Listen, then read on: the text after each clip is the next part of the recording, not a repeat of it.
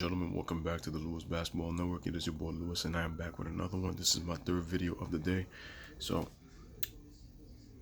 Charles Barkley on here going on, pardon the interruption, and talking about he's giving the Warriors all this credit as to, why they ended up going to their fifth straight finals. But let's be real, Chuck. Deep down in your heart, you have disdain for this Warriors team because 5 years ago, before the 2014-2015 season started, what did you say? You said that as long as the Warriors are in the NBA, no jump shooting team could ever win a championship. Well, the Warriors have gone to the finals now for the fifth straight year and have three championships and on the verge of possibly a fourth title in 5 years. Is that good enough for you, Chuck? Here's the bottom line, guys. Charles Barkley, it's eating him alive that every time that he sits around his contemporaries and talks about championships, he really can't talk about it much. He could say that he went to the finals and he played on the biggest stage, but he can't talk about the fact that he never got to win because he didn't experience winning. And like I said, I'm going to say it once again, the Golden State Warriors are a reminder of his jump shooting Phoenix Suns team. The team that was the better team than Michael Jordan's Chicago Bulls, who had one of the worst supporting casts in NBA history to win a championship. As a matter of fact, 4 of Michael Jordan's 6 championships, he had the worst supporting cast in the top 10. And the fact that Charles Barkley couldn't beat that guy with a better team haunts him to this day, ladies and gentlemen. And that's why Charles Barkley just can't stand the fact that every time that he thinks he's right and he says something, he's proven wrong. But then he's going to continue to hate because he just can't stand the fact that what he said and what never happened, was never able to happen to him, is happening to this team right now. And I think it's also through the fact that the Golden State Warriors are playing in this era. I think that's what really bothers Chuck more than anything.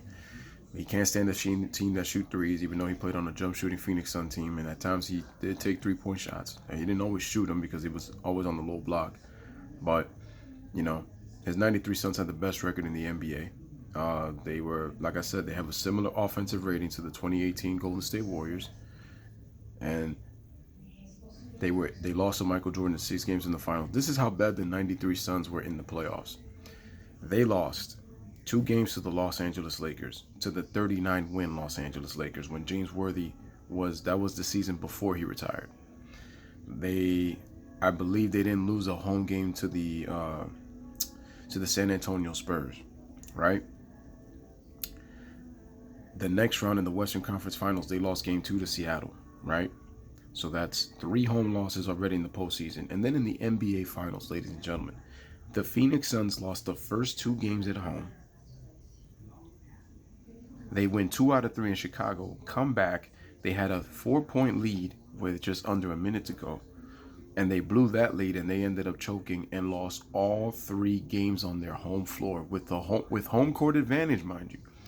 Because the Phoenix Suns had 62 wins that year, best record in the NBA. The Knicks were second in the league with 60 wins. The Bulls had the 3rd best record with 57. And Michael Jordan and the Chicago Bulls took all 3 games from the Phoenix Suns in the 6 games they played. That's what bothers Chuck. That he lost in a much difficult time period, and this jump shooting Warriors team has won 3 championships in the last 4 years, and they're making their 5th straight finals appearance. Now he's saying that Steph is in the conversation for arguably one of the best players in the game. No, Steph has been one of the best players in the game. It's just you guys just failed to mention him because you have to talk about Kevin Durant so much. And I'm going to say it once again, ladies and gentlemen. For me, Steph is my favorite player, and to me, he's the best. To me. And he's one of the best players in the game. But who is the best player in the game? Ladies and gentlemen, that is Kevin Durant. Kevin Durant is the best player in the game. I've said it before. I have said it before. And I'll say it again. Because I mentioned this in my other video. When I was talking about Steph Curry in terms of why he, for me, is better, I laid out details as to why you can make a case for Steph. But the best player in the game is Kevin Durant. Okay? I've said that, and I've said that time again. This isn't me flip-flopping and all that stuff. I already gave details, and my thing is I try to make cases for both guys. So in other words, I'm being more objective. That's not really me being a fanboy. This is not me jumping ship. I've made assessments for both. But and then you have Max Kellerman, who can't stand the Warriors because his guy LeBron James ain't winning championships. Because the Golden State Warriors have dominated. This is what I'm saying, ladies and gentlemen.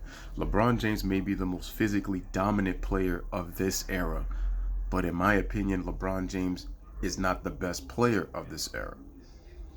Now, he had the mantle, but it was for a few years. Now, you're going to say, well, you're contradicting yourself because LeBron's been the best player for the past decade. No, that's a myth. Because if he was the best player for a decade, that means that LeBron James would have been the best player from like 2006 and 2007 all the way to like 2017. Did people just skip over Kobe Bryant? Like, in my opinion, Kobe Bryant was the best player at that time for like about a 3 to 4 year stretch from 2007 on to 2010, 2011.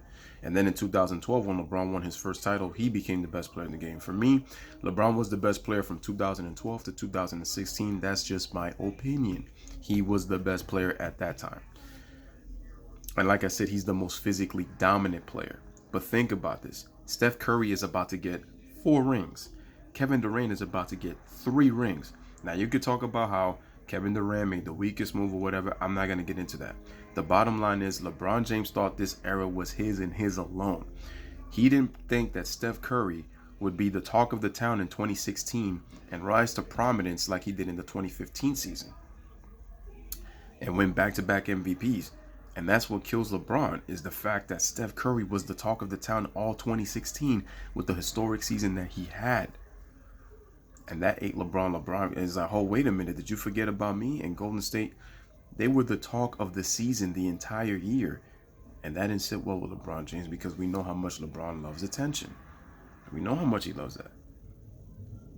And that's what Max Kellerman doesn't like. And the fact that KD called him out on his fanboy nonsense, along with the rest of the 3-6 Mafia cronies, as I like to call them.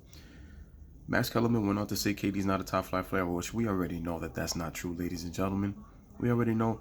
So what is the common denominator? Max Kellerman and Charles Barkley, they have something in common, but for different reasons on why they don't like the Warriors.